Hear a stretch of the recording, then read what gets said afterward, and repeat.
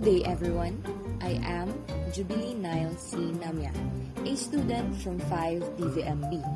Today, I am going to discuss to you the temperature and salinity. So, how do we define temperature?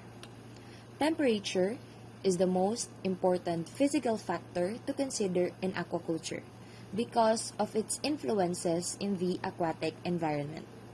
It is the intensity factor of heat, which is measured by a mercurial thermometer, a yellow spring instrument, or by other means.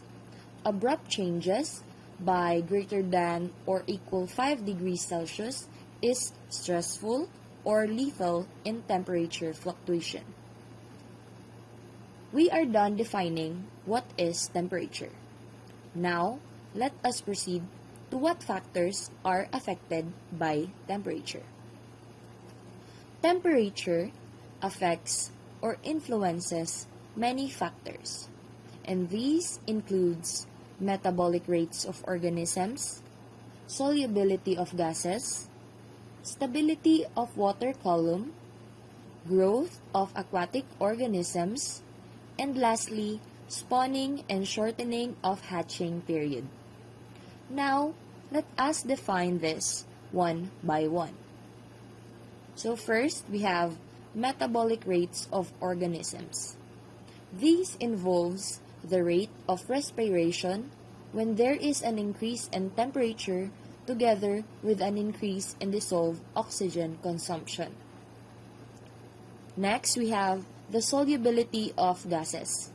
So solubility of oxygen is less at high temperatures compared with lower temperatures. Next, we have the stability of water column. The non-uniformity of temperature in the water columns is known as the thermal stratification or layering. Warmer water is at the upper column, except when temperature drops below 4 degrees Celsius, where warmer water is at the lower column. Next, we have the growth of aquatic organisms.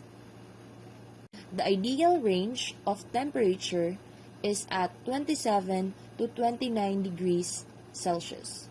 Fish growth is then accelerated with high survival.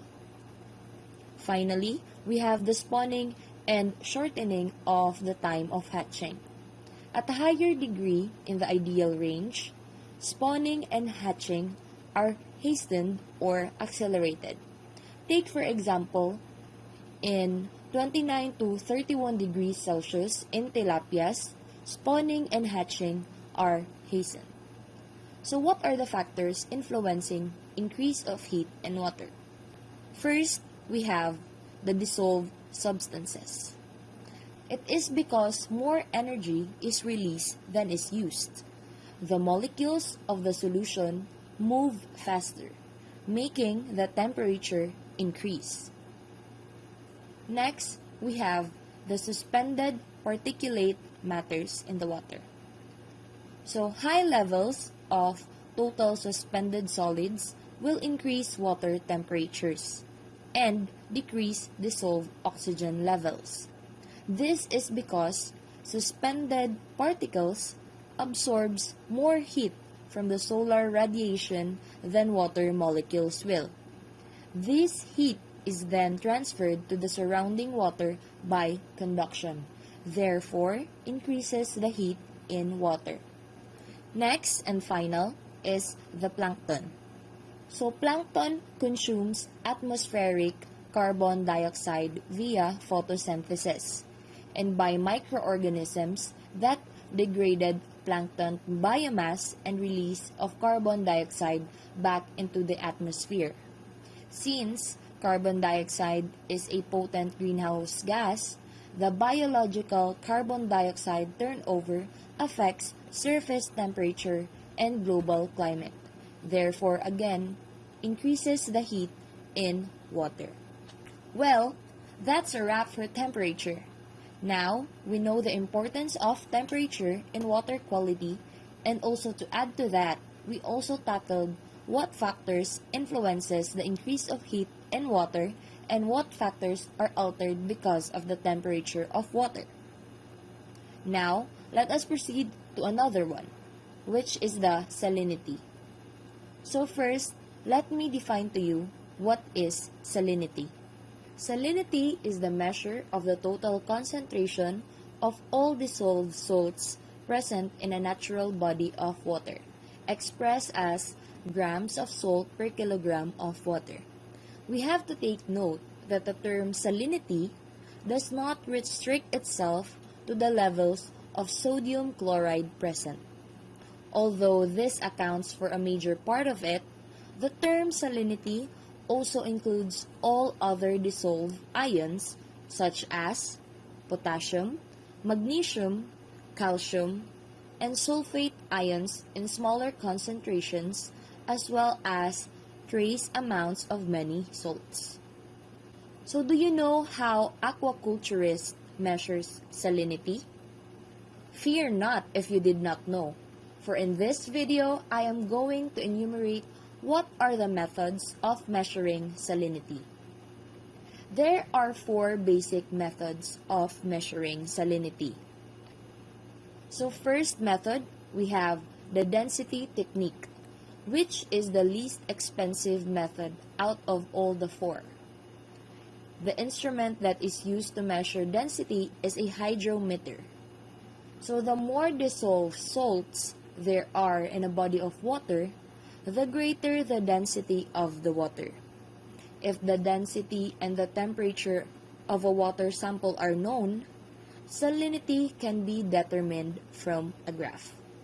So that is how a density technique works. Now, let us go to the another method, which is the refractive index of seawater method. This method is the simplest and the most rapid method out of the 4.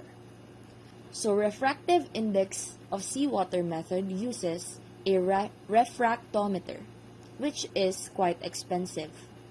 A refractometer is a sensor that measures the salinity or saltiness of a water sample. Salinity is determined by measuring how much light refracts or bends when it passes through the sample. The more salt there is in the water, the more the light is bent.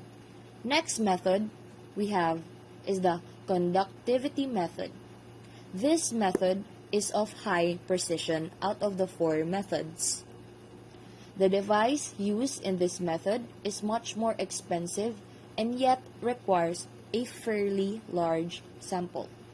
So salinity is often derived from electrical conductivity measurement.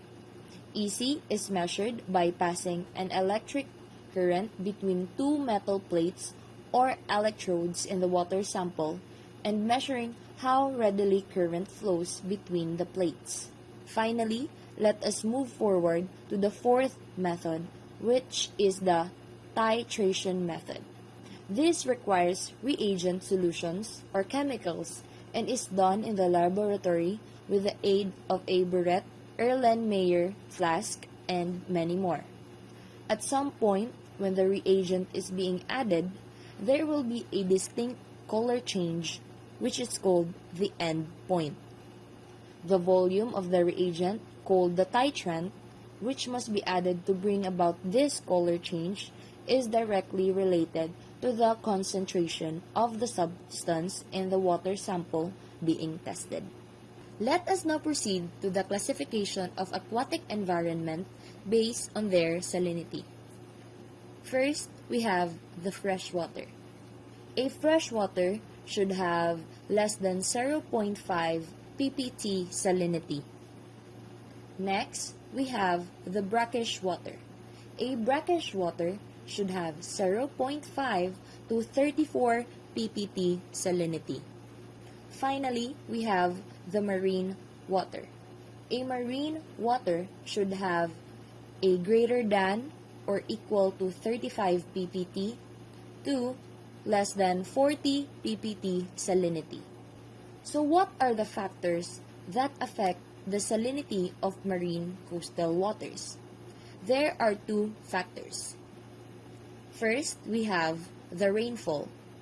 In pristine environments, rainwater conductivity is equals to 0. Rain falling into a water body or rain runoff flowing into it will decrease conductivity or salinity, therefore affecting the salinity of marine coastal water. Next, we have the freshwater runoff. As runoff increases, the tidal effect of the open sea reduces and bottom salinity decreases. Again, therefore, this affects the salinity of marine coastal water.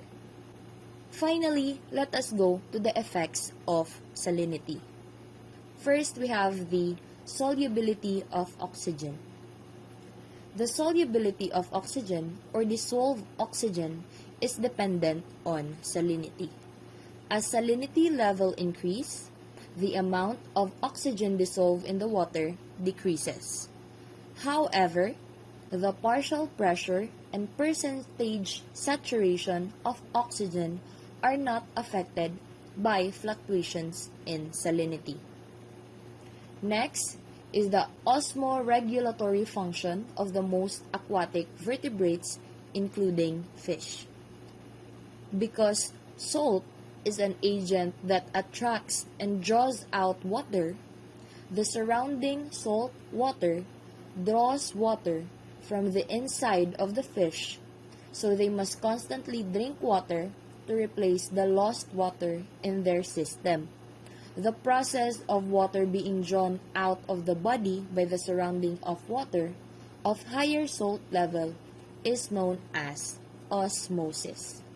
So finally, let us go to the last, which greatly causes stress or even death to fish. So salinity greatly causes stress or even death to fish. Salinity can directly impact on the survival of fish by decreasing feeding rate and by altering the energy cost for osmotic and ionic regulation.